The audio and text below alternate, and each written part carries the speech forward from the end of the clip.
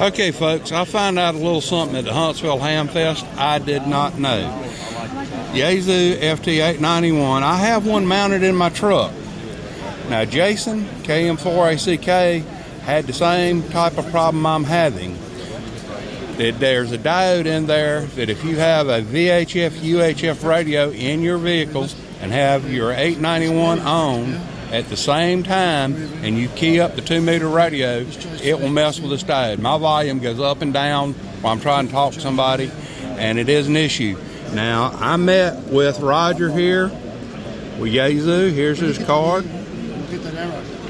And he told me my unit's still under warranty. Jason's was still under warranty, so they're going to repair them and everything. But here is the solution.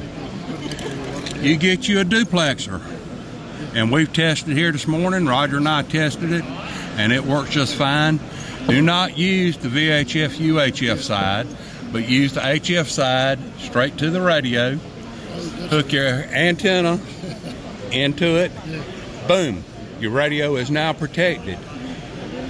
This is something that actually, in talking with Rodger yesterday, he figured out to put the duplexer on it, and that will solve this issue.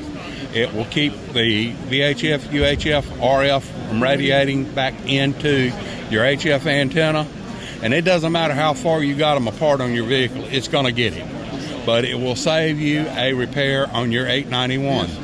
So folks, pass this around. If you know somebody with 891, tell them to come watch the video, like, subscribe, and I'll try to do more of these kind of things for everybody. Thanks for watching.